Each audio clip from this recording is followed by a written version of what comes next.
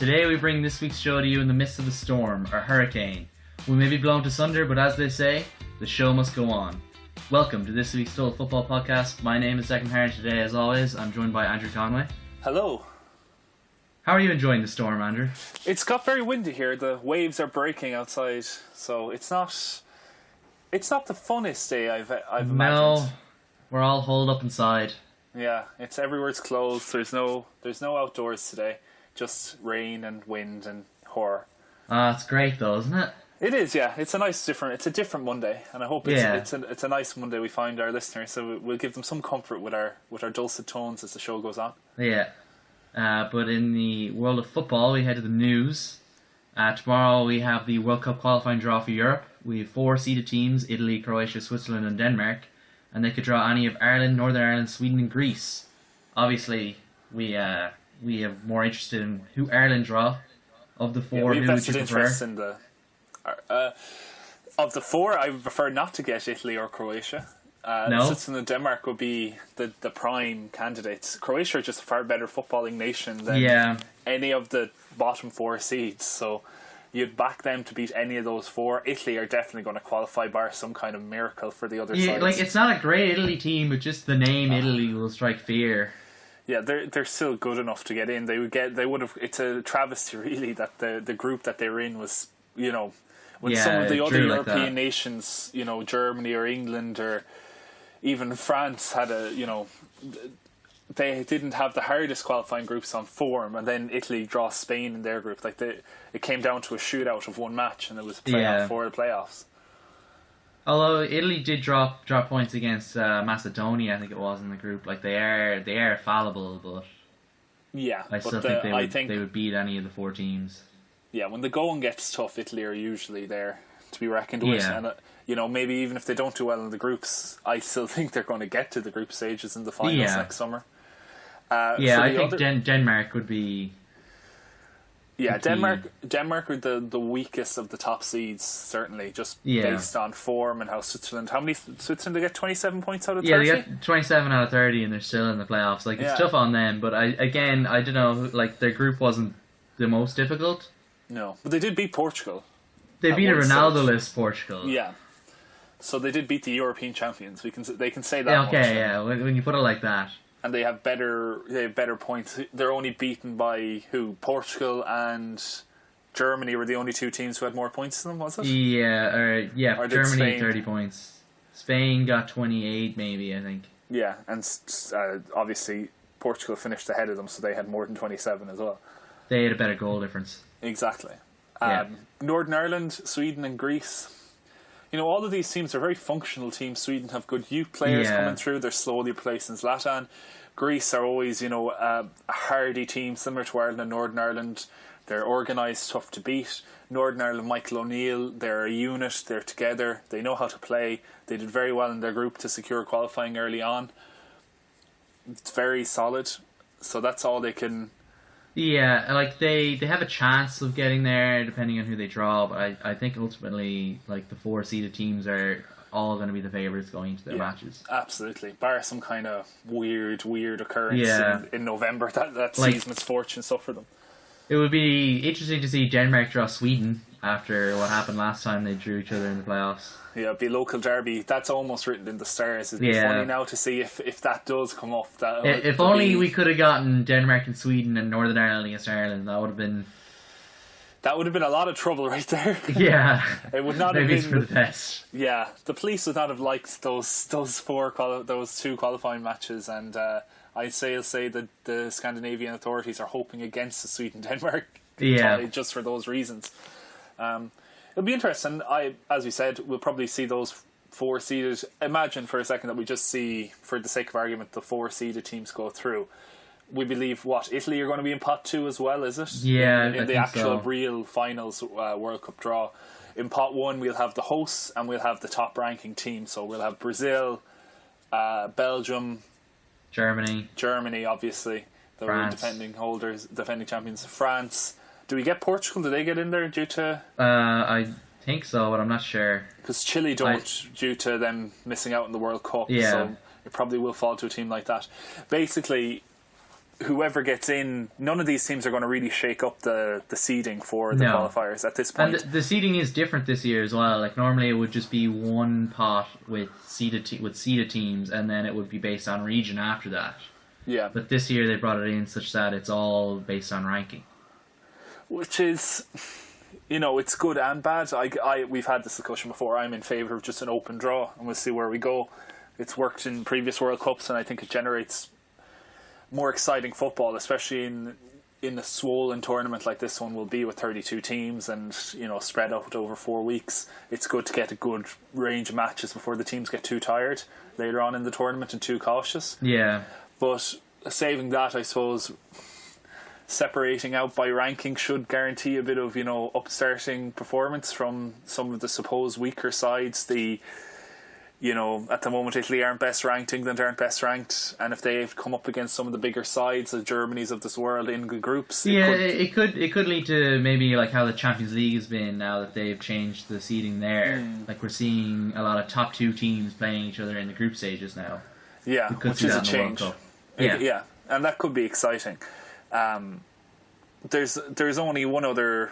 There's a bit of extra news from the international football from the past week, isn't there? That Argentina were able to qualify, or should I say, Messi was able to qualify. Dragged them kicking and screaming into the World Cup. A 3-1 victory over Ecuador on Wednesday morning our time was enough to seal qualification. Messi with a hat-trick, just doing everything for his team. You know, they went down in that match as well. So it was like the quickest goal they conceded in a long time as well. It was 40 seconds, I think, on the clock, or 43 seconds. It's appalling. I know the conditions weren't the best for football, and they did, have no form going into that match. But still, that's appalling from Argentina. They look scared, frightened of the football, frightened of expectation, where they would be.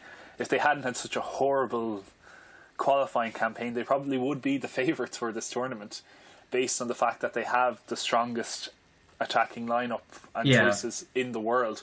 Mauro Icardi, Lionel Messi, Sergio Higuain, Aguero, Dybala, Di Maria. That's just a selection of attacking players that they have. They have others as well coming through, younger players. Yeah. And they still have a good, solid core that got to the World Cup final the last time. So, yeah, but you think that Sampaoli hasn't had enough time to just train with the team, he's only had a couple of weeks at a time. Yeah. Do you think before the tournament he'll have a good month or so with the team to really get his message across to the team? Do you think that they could still go on a good run despite this poor qualification? They could. They have advantage in the fact the World Cup is in Russia. It's in a far-off place from Argentina. It's not like the Brazil one where there was a lot of home pressure. They had a lot of fans with them, which, that gave them benefit at the same time. Yeah. But they will be completely secluded from all this pressure that they've been under at home in South America. That maybe if they get a nice secluded area away from all the attention, that they can kind of go about their business the way that Germany did when they were in Brazil. Yeah. 2014. I do think that it's very possible Messi could just drag that team to a World Cup final again. For his own sake, it would almost at this point I have no favourites for this World Cup at all. But if Messi did manage to drag Argentina to a World Cup victory just so they could silence his critics once and for all, I'd be happy with that. I wouldn't mind. I didn't mind Ronaldo winning the European Championships at the end of the day. It was something for he is one of the all-time greats. It's glad that he could kind of put that exclamation mark at the end of his. Exactly, and something similar for Messi would be apt at this point, considering the amount of finals he's managed to get. 3 in a row, isn't it, or is it 4?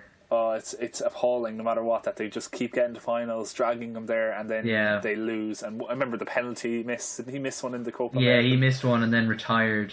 Yeah, prematurely as it was at the time, but that could happen again. I would imagine that if they do manage to win the World Cup, that is it for Messi. He is done, and he'll never play for Argentina again. I could easily see that. Yeah, sometimes he would probably. I know he probably doesn't, but if he had managed to play for Spain, all of that could have been put aside. That team would have been just a little bit more amazing. Yeah, there'd be no doubt about what the greatest team in history would be if he did play for that Spain side. Yeah.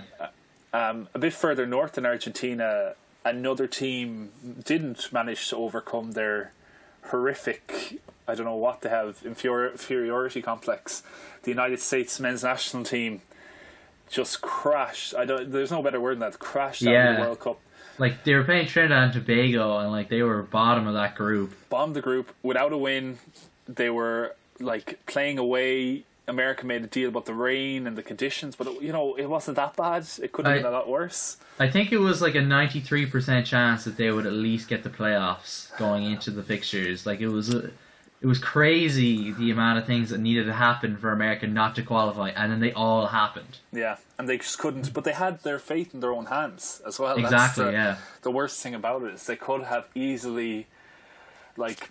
I had bad feelings when Bruce Arena got rehired as manager where Jurgen Klinsmann was sacked. Like, Klinsmann was at the end of his role. Like, there was no doubt. They were playing badly.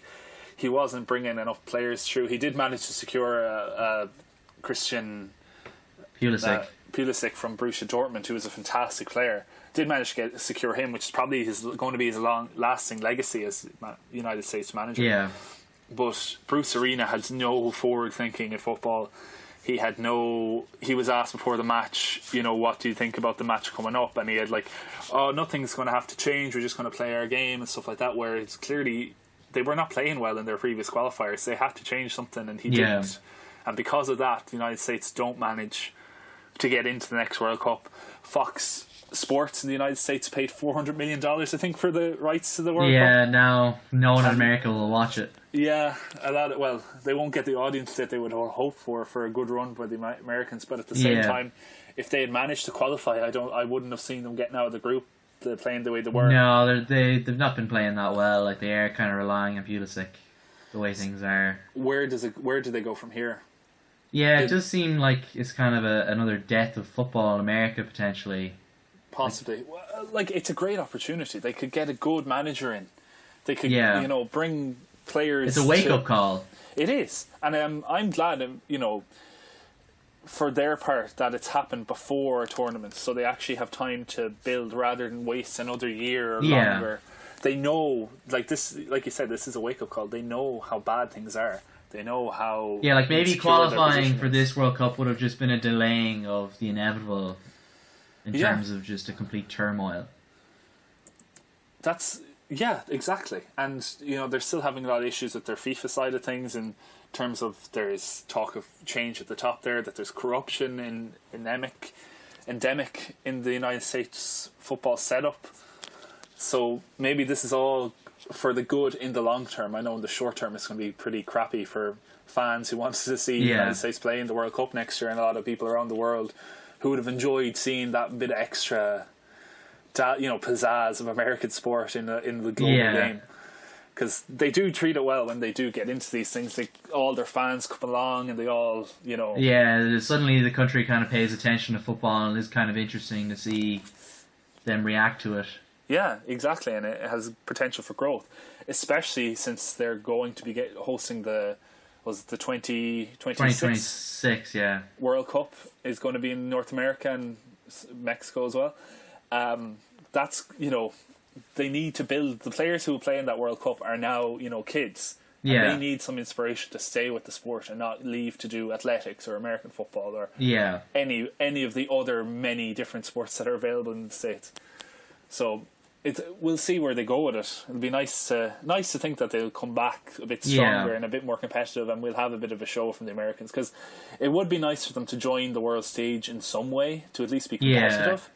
Like they did all right at the last World Cup. Like, they knocked Portugal out of the group stages. Yeah, and it was great fun, and they got all the. It was a Belgium that did them in the end. Tim Howard made like 16 saves or something in one match, and it was heroic, and it was good fun, and a lot of those players never really amounted to anything in the 3 years since. Yeah, no. But like that is their lives now. They will be remembered. That's their legacy.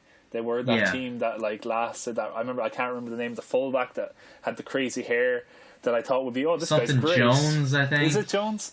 And then he just kind of vanished into obscurity thereafter. He got one move and then didn't really work out for him in the States. He's back in the MLS. It'll give them it's food for thought anyway with them. Yeah, and obviously Panama are the team that qualified in their place. Like, fair play to Panama. I would never imagine Panama qualifying for the World Cup. No, it's a tiny country famous for its canal more than anything else, and its corruption scandals, the Panama Papers and things like that. But look, they're there now. They held a day of national celebration, I think, when they qualified. Yeah, that's how much it meant to them. The president called it a national holiday, which I think is fantastic. Yeah, but that's how much it means to them, you know. Us in Ireland, we remember, like, at one point, the tournaments meant that much to us as well, you know, that a little country can actually qualify for these things. Yeah, I think they still kind of do. Like, I think if Ireland do qualify for the World Cup, like, the country... It'll mean a lot. Yeah. It'll mean a lot. It'll show that, again, similar to what we were saying about the States, you're on the world stage, and it's, you know, a country like America's on the world stage quite often. A country like Panama, like, apart from its canal and the Panama Papers that were leaked, they don't get into the news often. Not for the good news, anyway. No. It'll be a chance for them to kind of show off, and like I think the players are kind of older in that squad, so like it'll be like a nice kind of hurrah for their careers. Yeah. But that is the news for this week. We now move on to the topic of the show. And on Saturday, Jose Mourinho brought his expensively assembled Manchester United squad to bitter rivals Anfield. Liverpool, a team out of sorts and missing key talisman Sadio Mane, were ripe for the picking. However, in a classic Mourinho fashion, Man United sat back and waited for Liverpool to come out and attack. Another defensive display against one of the supposed top six. So my question to you, Andrew, are these games worth winning, or is avoiding defeat really all that matters? In Mourinho's mind, it seems that avoiding defeat is all that matters. He's without a win. I think he's one goal against top six opponents. Away from home, yeah. Away from home since since he took over Chelsea again, was it? I just know that's the stat for Man United. Yeah, for the stat for Man United, maybe. Like, he doesn't care about beating the top teams anymore. Back in his heyday, say 10 years ago, 12 years ago, the first time he was at Chelsea, and he was at Inter as well, he triumphed in these matches. This is where it counted, is that he would outthink, so-called, or out-tactic, as Sam Allardyce would say, the opposing manager, bringing on subs when it mattered, adjusting to win matches, playing on the counter-attack, and that's where he'd win the league. He wouldn't win it against the smaller teams. In fact, he'd usually struggle a bit against some smaller teams, especially as the season went on, then they started figuring Mourinho out every year.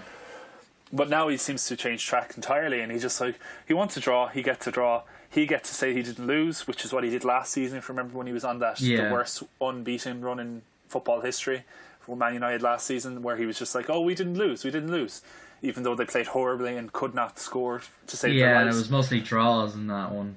The problem with Mourinho's, it's great for his optics and it's great for his kind of ego, but the problem is it kills momentum terribly. Like, if you have... Man United were... Like, they were in a great run of form going into this. They had a load of momentum. They were scoring for fun. They looked like they were purring at last.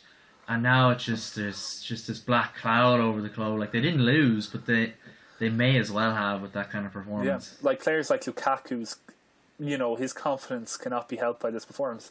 Even players that aren't played, like who didn't play, like Pogba, he would be watching from the sideline and just like, what are we doing? What am I going to come back to play for? You know? And and like he's back just in time for the Tottenham match as well. And is he wondering, like, is this what we're going to do against Tottenham? Like, is that what he's thinking? Oh, I'm full sure. Like, you have to be. If you're one of those players right now, you're not thinking, oh, we're going to be sent out. We're going to go motto to motto with them and, you know, show them who's boss. It's like, nope, we're going to hold on for dear life and hopefully defend and maybe get a goal in the counter-attack and then hold on for the rest of the match. Him on the break.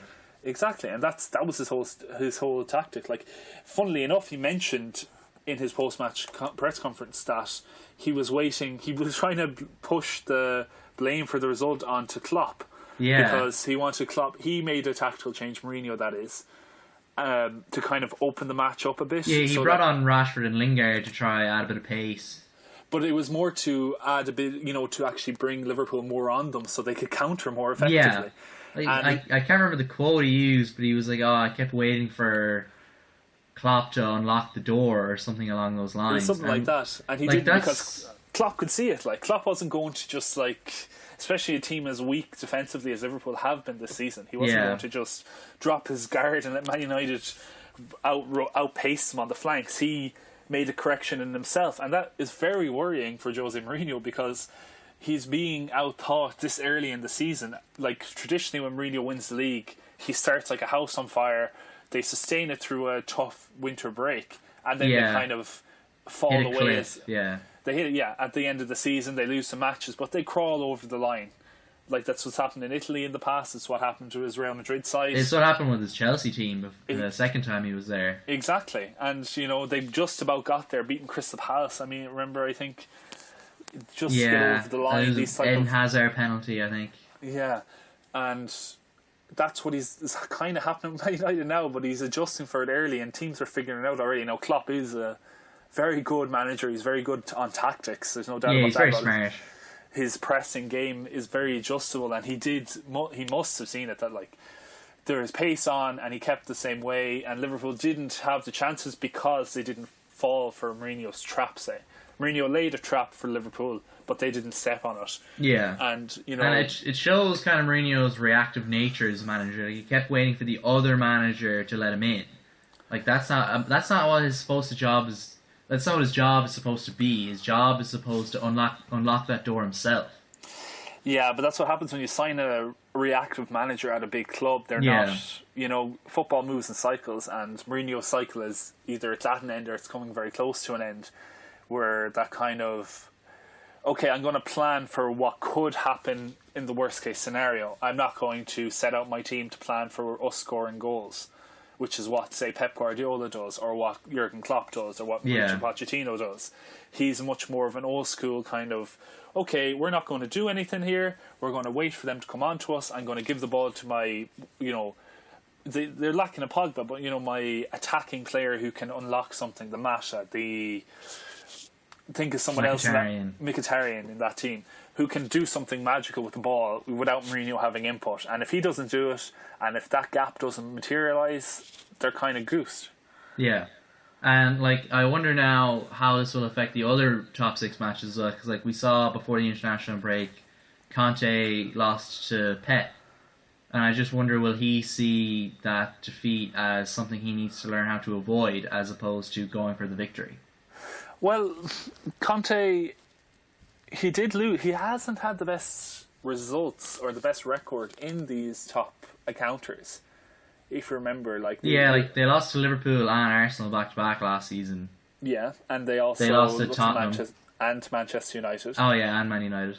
And they're all in a similar kind of fashion of a team would just kind of outmaneuver them at one point, and then would pounce on a defensive error or pounce on a bit of slow pace, and then they'd be behind, and then they're kind of Chelsea's modus operandi, similar to Manchester United's, is counter, capitalise on mistakes and score a goal. and like rely on individual kind of brilliance. Exactly. But when the other team sets up in a way where they don't have to score anymore, they don't have to do anything, and they are superior ball-playing footballers, the way that players are. Some players exist like that at Man United, at Arsenal, at Chelsea, or at Man City.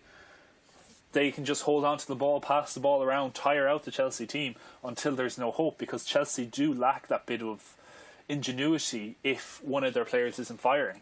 Yeah. Namely Eden Hazard. Yeah, and like when a team is already ahead, it's so easy to shut down that one player. Like we saw it especially in the Man United match last season when Herrera just man-marked him out of the match. Exactly. And you can look at the same for other teams. Like, say, the last 3 league titles have all been won by reactive teams. Is that fair to say? We had Chelsea, we had Leicester City, and we had Chelsea. Yeah. All of them played similar types of football. Sit back, have destructive midfielders in the centre of the park who just tackle and foul and break up the play, pass it out to creative players on the wing who do a lot of work up and down the field, have a central attacking creative player that scores goals. And it was Costa, it was Jamie Vardy, it was Costa again. They won it for them. This season, there isn't that kind of player that... none of the teams are really set up in that way. Man United are probably the closest to it. Yeah. They have Matic, they have Herrera, the Pogba can destroy when he wants to. They have the Mkhitaryan, the hard-working winger. Yeah, and they have Lukaku up front. But Lukaku isn't a Costa. He isn't that kind of in-your-face type of player. He is very strong. He's probably the strongest in the league. And he does score a lot of goals. But he's not the one that's going to drag your team if they're not playing well, or if they're not. He's not a leader in that way, not yet at least. In the way when things are going well, he can deliver, but when they're not, he's nowhere to be seen, as he was on Saturday. And there's a bit of that in the Man United team, that they're not quite there yet. And if you're going to play that reactive style of football, you need some hard lads there. You need some guys that are going to kick, are going to scream, and are going to drag you to victory. You have that more in the defence, but you don't have that going forward, really. Yeah, you need it throughout the team, and they don't quite have that. Not yet. I think they're not 100% there. Yeah, he's laying the foundations for it. Do you think if they did get Ivan Perisic in the summer, they might have had that player for that moment? Like, even Perisic would have loved this Liverpool match. He would have. He loves pinging passes and moving through the lines. He's doing wonderful work at Inter over in Italy at the moment, where he's linking up with a big centre forward the way Lukaku is. Yeah. And he's probably something Man United are missing. They are missing a Kevin De Bruyne type player at Man United. That probably would be the difference. And Eden Hazard type player. That would be the difference. Pogba isn't that. Pogba is a box-to-box. Yeah, and Mkhitaryan isn't like of that level. No, Mkhitaryan's like Willian. He's like, Sané. He's like Raheem Sterling. He's not of the absolute, not yet at least, not at that absolute top level. He's not a complete game changer. Exactly. He is a functional player that does what he has to do. Pedro, for instance, that's what he is. Yeah, Pedro is probably the best example, I think. Very good player, and they do what they do very well. But if you want them to lead the team and carry your team through, you're looking in the wrong place. Yeah, and like we're seeing now this season that Chelsea are, like last season Chelsea were very fortunate with injuries. Yeah, like yes. I can't really think of any like major injury problems that they had last season. Hazard was fit for most of the season. Conte was fit all season. Costa was there. It was like only this Costa season and his want away antics after Christmas. That was the only. And they were already far and away ahead in the league by then as well. They were, yeah, and that's the thing. Last season's the league. Most teams' league performance last season wasn't where it is at this season. There seems to be an extra level onto it this season, where there is two teams clear at the top, or near enough clear at the top. The two Manchester teams, Man City and Man United, in that order, and then you have a clump of four teams, which one of surprisingly is Burnley, but you have Arsenal, Liverpool, Tottenham, Chelsea. Yeah. In that kind of clump of teams within 1 or 2 points of each other, or 4 points as it may be, with Spurs in third at the moment. But that is a lot better than, say, the clump we had all the top teams in that 4-team spread. Yeah. There is clearly two teams superior, or at least at the moment playing more superior than the rest of the league. Now, Man United had their first real test over the weekend, and they kind of failed it. Although they did not lose, they showed up what type of team they have been. Yeah, and it just gave a bad impression to the like. What does this performance say to Pep when Man United go to the Etihad? It says that they're open for business. I would imagine that they can be there for the taking. And if Man City are scoring the way that they are, and Man United can't score away at these top teams, then it seems like only one result is on the cards. Yeah, at the moment that certainly seems the way. Like Man City were, if we're just not speaking about Anfield, Man City 7-2 they won. Yeah, that's crazy. Against Stoke, who beat Arsenal, who drew at Manchester United, who have been solid against the top teams this season. Yeah. And they were just torn apart. Now, it was close for a lot of that match. 7-2 is more than a flattering result for Man City. Yeah, once it kind of went 4-2, Stoke did kind of just give up at that point. But it was still, like, Kevin De Bruyne had put on an absolute masterclass. He did, but he was a let do it. I mentioned this to you before, but the goal to make it 4-2, the two centre-backs for Stoke City were playing in the edge of their own half in the centre circle, passing the ball around. One made a mistake, gave it away, and that eventually led to the goal. Like, if they were not at that against Arsenal, they were not like that against Manchester United. So maybe... Yeah, I think there was a sense in that Stoke team that maybe they could, like, spring a surprise. Like, they'd already gotten two, maybe they could get a third. Confidence got the better of them, maybe. Yeah. But like Man City are just scoring for fun, and then, like, Chelsea are losing to Crystal Palace. Like, that's just an embarrassing result. What do you think about? I think there's a shift in power going on in England at the moment again, in that, and it's a historic one. It always ends up going that way. But football power is moving back north, while it was in the southern part of England the last while, when Spurs were on the rise, when Arsenal were always thereabouts, when Chelsea were winning league titles in the last 3 years. Yeah, and Chelsea have won two of the last three. Two of the last 3 league titles. But now you're seeing, just the players that Man United and Manchester City are attracting. The fact that they're that level above everyone else, that they're spending so much money than any of the London clubs. That the London clubs are off struggling against, Crystal Palace beating Chelsea, Arsenal losing to Watford, Spurs scraping victories 1-0 at home. Yeah. That sort of situation. Meanwhile, up north, Manchester United are scoring 4 goals in most of their matches. Man City are scoring at least 4 goals in most of their matches, if not more. Yeah. And there's both teams are suffering injuries. Like Man United are missing their most expensive signing. Man City are missing their current top goal scorer at the club. Yeah. And they're still kicking on and beating these, teams that are they just have this strength and depth that the London clubs don't seem to have. Like I was saying, Chelsea didn't suffer injuries last season, but they are now this season, and it's just completely ruined the team. Like Conte was speaking about how he seems to have the most pessimistic view of their season now. Yeah, he's as if he's already given up on it, which might be a bit of an Italian pragmatist in him coming out to the fore that we haven't really seen before. But you can understand where he's coming from. They are that much behind. Like Crystal Palace, how much did Crystal Palace lose to Man City? They lost 5 or 6-0 to Man City. They lost 4-0 to Man United. Exactly, and then they managed to score for 1 against Chelsea, which is very difficult for Crystal Palace to do this season. And then they go and win and hold on. Yeah, and they hold on as well. Like they don't, for whatever about them scoring goals, they were fortunate in some regards. But their defence is a shambles. Like Massimo Sacco's trying a back heel into the centre of the box. 91st minute.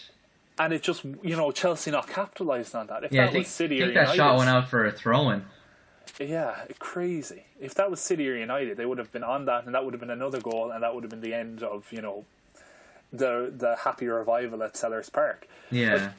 But now they're away, and like we're saying, you were talking about earlier in the top of the show, like that, or this is the top of the show, that the matches against the top 6, do they even matter anymore if the teams are going out not to lose? Basically, they don't want the 3 points; they just want to avoid defeat and move on to the easier matches. If you're Mourinho or Pep Guardiola, that's fair enough, because you're beating this Crystal Palace team. You're absolutely steamrolling them as well. Like it's not even like scraping victories, but doing it consistently. They're absolutely destroying these teams. So and if that is the case, these top 6 matches don't matter at all, because they're beating all these teams that are taking points off their rivals. So these 2 Manchester clubs it'll come down to almost a cup final, and even then mightn't even matter. Mourinho's not going to try and beat Pep. No, he's going to try and draw Pep, or maybe get a breakaway victory, or try and get a moral victory, if you will, of getting a player sent off, and that's why we lost. An excuse-ridden performance. That's what Mourinho will want out of Pep, and fair enough. That's his prerogative.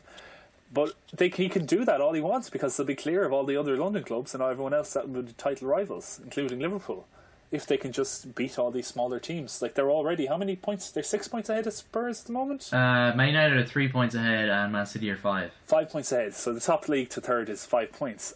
Like 5 points, isn't much at all at this time of the season, but it's considerable. You don't see Man City letting up a few games. They have 2 teams that could probably challenge for the league at the moment. Yeah. Like Sané, Sterling, De Bruyne, Jesus. Aguero, like Mendy. The two Silvas. All of these players can't play on the same team. I know there's injuries in them as well, so that's extent. But these players are going to be hungry for the matches. If their teammates keep winning, they'll want to play and be a part of that. And if there's Champions League football, if there is cup football, if there's league football, they're all going to get a chance. And if the form stays with them, they're just going to rise. The team chemistry seems unreal as well. Like I can't remember how many of the goals. It was at least 4, if not 5 of the goals.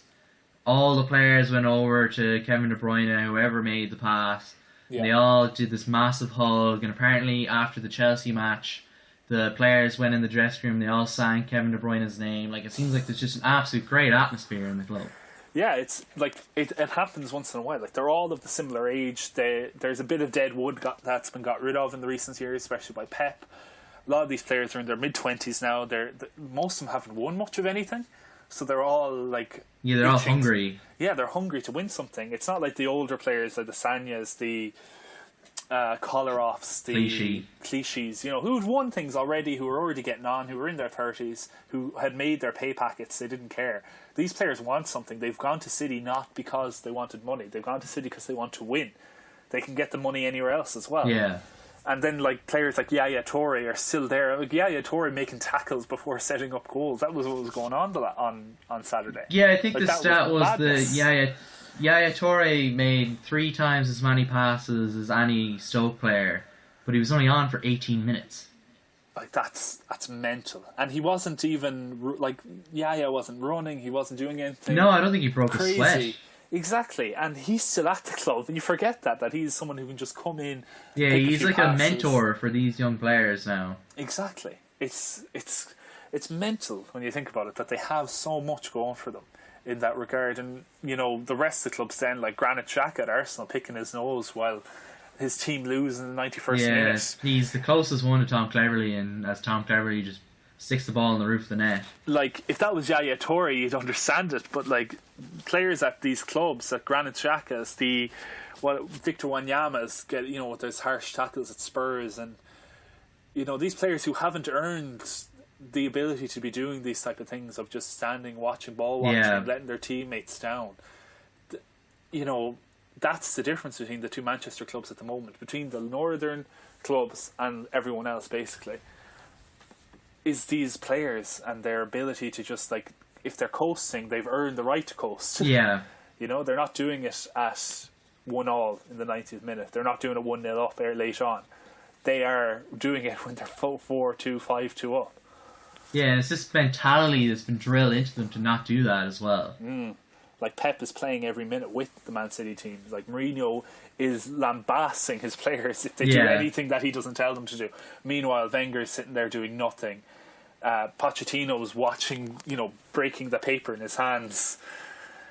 Conte is just getting crosser and crosser on the sideline. The more Chelsea lose, the quieter Conte seems to be. He only seems to be loud when they're winning. It's ironic, like that. You wouldn't think that would be the way it was, but it could be a thing for the cameras. Like Conte isn't long for Chelsea, I don't think.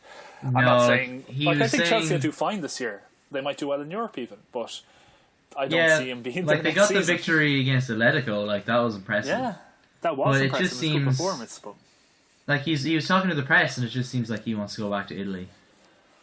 Yeah, that does seem the way, and probably a job will come up for him. Juventus could come up for him. You wouldn't know. Anything could happen with Italian football. You could see any of the big teams like going for him if they see an opportunity, except maybe Inter.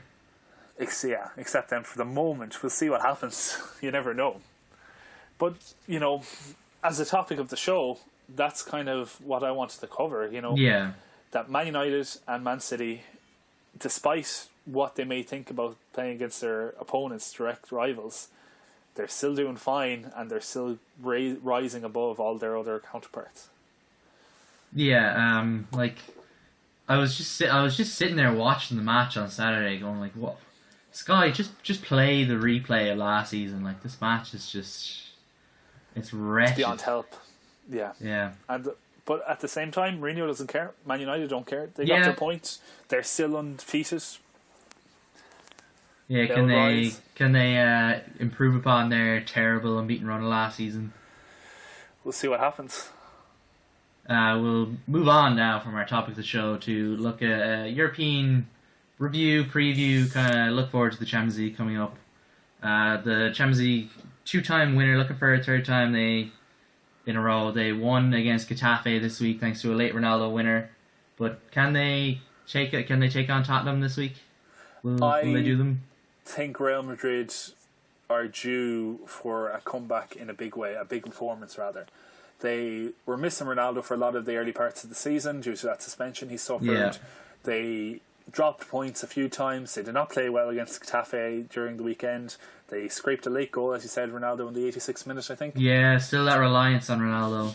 There is, but if he's still doing it, they may as well have that reliance. True, for now. Tottenham have been, you know, they started rocky, obviously playing at Wembley. They've not put in too many good performances. Their only big test came against Chelsea, and we saw how well that went with a defeat. Yeah. They did well, very well against Dortmund, and they did very well in their second match as well. Basically securing at least a Europa League spot in their group. But they are due an absolute beating, I think. They have not been performing well. They are over-reliant on Christian Eriksen and Harry Kane. I think Real Madrid will have the match of both of those players. I think Casemiro will mark Christian Eriksen out of the match. Yeah. And I think they will not allow any balls to come through to Harry Kane for him to prey upon, the way that Chelsea did when they played against them, when he was basically isolated for most of the match. And I think Real Madrid will have all of their high-flying players back and playing. I don't know if Gareth Bale is back yet. No, he's not. He's out of the match. He's out of the match for definite. But Modric will be there. He wants to make, talk to his old friends. Yeah, it's 10 years ago since he first signed for the club. Yeah, so I think Tottenham are due a beating, and I don't think they'll be able to cope with Real Madrid's pace. Do you think the fact that it's on in the Bernabeu might actually suit Tottenham? It will more than Spain at Wembley, but that just shows you what a sad state of affairs that Tottenham are in at home. Yeah, that's true. I think Real Madrid are happy to be at home for this. I think they're playing these teams back to back now. This is both the European teams midway point, so they play them away. Spurs play at Bernabeu, and then they bring them back to Wembley in 2 weeks' time. And I do not see Spurs getting points from either of these matches, bar a big turnaround for Real Madrid's fortunes. If they do get a point, though, you think that that's enough for them to qualify for the next round? Yeah, because they'll only have to get 3 points from their remaining 2 games, which they probably will manage to get against. Yeah, they'll beat Apoel. Exactly. So I'd say Spurs will be playing for a draw on this. Pochettino does have pedigree in Spain. He managed Espanyol for several seasons there, and he did okay for a while he was at the club. He does know how to play at the Bernabeu, but I still think they're due a beating. They have not performed well this season so far. They were extremely fortunate against Borussia Dortmund. They came out, 3-1 victors at the time. They won against Apoel in their second match, 6 points. Dortmund are cast away at the bottom of the group. Yeah, Dortmund have been so unfortunate in that group as well. Like, they had a goal disallowed that shouldn't have been a 2-1 against Tottenham. They had a clear penalty not given against Real Madrid at 1-0. There were amazing goals scored against them by Real Madrid as well, which they couldn't really defend against. It was very unfortunate the way that match went for them, but that's what happens in football, It's not always fair to the teams that are playing, and it's not fair in Dortmund. They lost the weekend to RB Leipzig, who were coming back in the Bundesliga. Yeah, and that's their first home loss in 2 years as well. Yeah, and it's they're dropping points now in Bundesliga after starting the strongest in the league, and Bayern Munich won 5-0 with Jupp at the helm again. So things are falling apart for Dortmund, and what they really do need is a Real Madrid to get a victory against Tottenham. Yeah, and they need to just destroy Apoel as well. Yeah, they need to set out a marker and hope Real Madrid do them a favour so that there's some kind of light. Because if Spurs are on 7 points, or if they were to beg belief and get a win at the Bernabeu, Dortmund are gone, and you can't imagine Real Madrid dropping, not getting at least 3 points. Dropping 9 points. Between the next 3 games, then exactly, the Tottenham victory would be the end for Dortmund. It would, and it would be an amazing turnaround for Pochettino, having not played well at all this season and managed to qualify first in a group containing Real Madrid and Borussia Dortmund. It would be crazy. Yeah, that's the group of death, really. As they say, it is. It truly is. It's one of the best teams, or one of the high-flying teams in Europe, will not make it into the next round. Yeah, and that is a pity as well. That's just the way the draw goes now. Just how the cookie crumbles, as they say. Yeah. But in Italy, Napoli are still high-flying. They got a huge win this weekend in Rome. 1-0, Dries Mertens. Can they topple Pep's also high-flying Man City? If there is one team in Europe that could do it at the moment, I would say it's Napoli. They are missing players from injury, that are important to them. Milik is out. Exactly. And he is a kind of fulcrum for that team, for that attacking play. Yeah. They're still winning in Serie A. They have 100% start. Yeah, 8 wins from 8. That's they're very close to breaking the record. I think it was 10. I think Juventus have a record for 10 wins. Yeah. In a row. So they it's not impossible for them to beat that record. They already did lose, though, in Europe, didn't they? Yeah, they lost to Shakhtar Donetsk, but it seems like they are going to rest players against Man City. They don't care about the Champions League this season. Yeah, it seems like their main focus will be on Serie A. Like the Napoli chairman, I think it was saying how like they're playing Inter Milan this weekend, and that's a huge fixture for them. That's first v second. Yes. And that they might rest players for the Inter match. Or for the Man City match. Oh yeah, they might rest players so that they'll be able to play against Inter. That's what I mean, yeah. Yes. See, well, if that's their priority, like it's unfortunate for the spectacle because you would imagine that they are the two.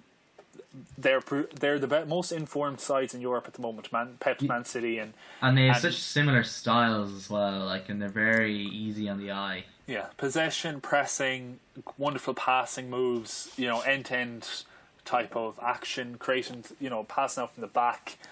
They have a fluid formation which moves from 4 at the back to 3 at the back to 2 at the back as needed during the match, or 5 at the back as well. It's lovely to watch, and you've like Mertens, and you have some of the best players in Europe at the moment, like informed players, are at these clubs, and they're doing amazing things. And they're both scoring so many goals as well. Like Napoli getting 1-0 against Roma is kind of disappointing for them because it's the first time this season in Serie A that they haven't scored at least 3 goals in a match. Which is crazy when you think about it, especially in a league like Serie A. Like it's known for its defensive capabilities, and they're just blowing it away. It's lovely. It's lovely to think about, like, because it's only October still, and these teams are still all in it. There's so much to salivate about with when Napoli playing Man City. Like even Napoli's second team, they might do stuff for Man City if they keep. Yeah. They apply the system they're playing. They'll just play around Man City, and Man City will have to bring it up to them, and it'll be wonderful to see what happens. I'm pretty sure Pep is going to play a full team against Napoli, just to keep you the would momentum think going. So. It could be very similar to last season when they played Monaco in the last 16. Like if you remember the incredible 5-3 match. So many goals. It could be like that match again. Maybe not as many goals. Is Fabio Bravo playing? That's the big question. Yeah, they should just bring him on just for nostalgia's sake. Just let in a few more goals from terrible defending and terrible goalkeeping. That will be a lovely image to have if Claudio Bravo to come on and we got like 10-goal thriller or something like that. Yeah, that'd be fantastic. But Roma on the losing end this weekend, they're going to Stamford Bridge to play against a Chelsea side that also lost. Can they capitalise on a wounded Antonio Conte side? Roma have a weird thing in Europe where they always produce one great performance in the Champions League. Sometimes that gets them into the knockout stages or further in the tournament. Yeah. And sometimes it doesn't. Like Barcelona, I remember a few seasons they played Barcelona and they played amazingly well against them and drawn or beaten them. And they had a 3-3 match not too long ago, if I remember correctly. Exactly. It was fantastic. But then they also have the capacity to just be absolutely woeful. Think about them playing against Bayern Munich, Pep's Bayern Munich. They've lost a few games 7-1 in Europe, if I'm not mistaken. Exactly. Against Man United 10 years ago under Spalletti, that was the same type of thing. And, I don't think Chelsea will do it, but this is Conte, this is an Italian side. Roma have lost a few of their players, they've lost the weekend. They've been okay this season, but Chelsea, after beating Atletico Madrid away, their hardest match in the group stage, they'll want to absolutely slaughter Roma in this, and I think Conte will be thinking about this match all week. Yeah, this would be the key fixture for him. Like I could see him, if they fall far enough behind in the league, maybe focusing on having a good European run. Yeah, at least for his future career prospects, it'll look good on the CV if he does well in Europe. Yeah, just because that is something he needs to improve upon as well. It is most definitely. But we spoke about Dortmund losing for the first time in 2 years. Also in Italy, Juventus lost their first home game in over 2 years. 57 competitive games they won unbeaten at home in their new stadium. Can they bounce back in a crucial match against Sporting Lisbon this Wednesday? Yes would be the easy answer to that. If you look, like, you were watching that match, I know, and just Juventus, I don't know what's up with them. Like, they've had a few iffy results this season, mixed in with amazing performances similar to Napoli. Yeah, Dybala is he's dragging them through the opening couple months of the season. But he's the person who let them down on Saturday. In the end, yeah, ironically. If you tell the listeners what happened again, if you didn't see this. It was absolutely crazy end to the match. Like, the Lazio went into the second half 1-0 down, but Ciro Immobile has been fantastic so far this season. I think he's got 16 goals and assists in 8 games, which is incredible. He got a double in the first 10 minutes of the second half, and from then, Juventus just poured forward more and more.